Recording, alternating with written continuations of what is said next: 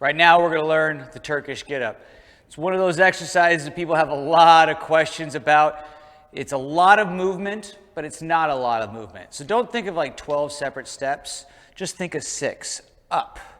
We're thinking about getting up, and all you have to do on the way down is just reverse the up.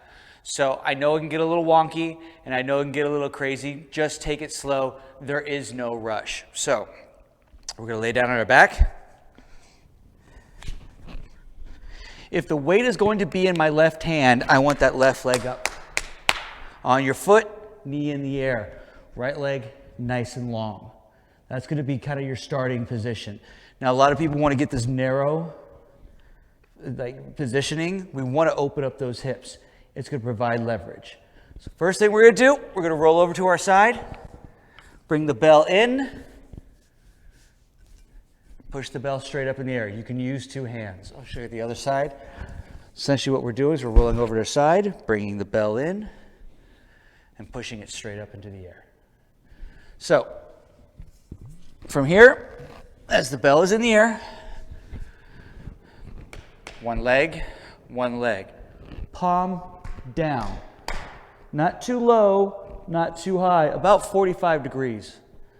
I always like to say about 45 degrees. From this position, I want you to push off the heel and pull with the elbow. A lot of people like to sit straight up with that Turkish get-up. It's not a sit straight up as opposed to a roll over to the side, right? So from here, we're going to push off the heel and pull with that elbow to get up onto the elbow.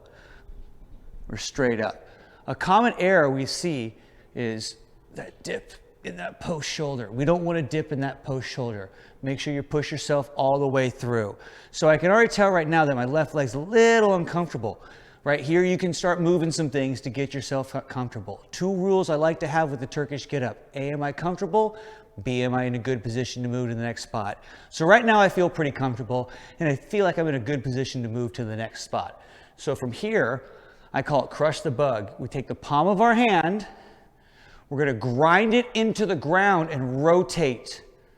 Rotate the fingers back behind me so that way I can get up onto the hand. So from here I have the palm, I crush and back up. Now to go back down is just reverse. I take the palm and I rotate it back towards the front. All right, once again, palm back, palm forward. That's up and down. Remember, you want to have that strong shoulder. So we're going to get back up onto that hand. And we're up. Once again, I want to move something to get myself a little more comfortable. So I'm going to move this hand a little closer to me, that post hand. Right? Another common thing is to have that knee collapse. We don't want that knee to collapse. From here, we are going to pick up our hips and bring our right knee to where our right glute is. So let me show you what that looks like. Right knee, right glute, right glute. We're going to pick up our hips and replace. Once again, we're going to pick up our hips and replace without picking up this heel. So if you see my hand, my knee and my ankle, I'm in a straight line. Right? You want to be in a straight line when you get your knee onto the ground. A lot of people like to come up and sit here. Right? We want to make sure that knee gets all the way open. A good stretch you can do is get in that half kneeling position and open up those hips. So, have our bell. We're in that sitting position.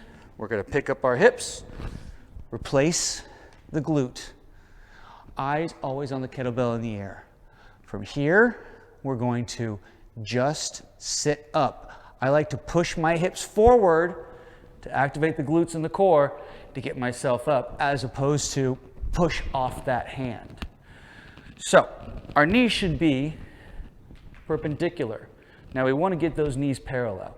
You have one of 2 options. My personal favorite is to move that leg forward. A lot of people like to grind that knee into the ground and rotate around. That hurts my knee. So I just move that knee forward. So now my knees are facing in a straight line. And from here, all you do is stand up.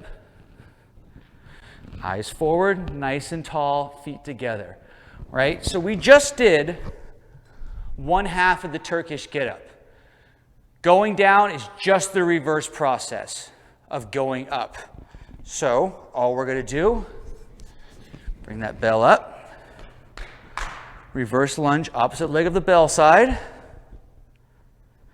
We're going to take that knee, we're going to open it up, perpendicular, wider than you think you should. From here, we're going to take our hand on the hip and all the way down to the floor. So once again, my hand, knee, and ankle are in alignment. From here, we're going to kick our leg out, replace our glute, our knee with our glute. And we're going to sit straight down. We're going down to the floor. So we want to crush that bug. Take that palm, take our fingers forward, strong shoulder. Push off this elbow away from you and pull the bell over your chest to lie down on the floor. A lot of people want to kind of collapse down into it. We want to push off that elbow, and as we push off the elbow, we're going to pull the kettlebell over our chest. 2 hands on the bell, bring it down. We're going to roll over to the side, put the bell down. To switch sides, there's one or two things you can do. You can either take the bell around the head, never over the body, to the other side, or you can just sit up and turn around. Whatever you feel comfortable with. That is the Turkish get-up.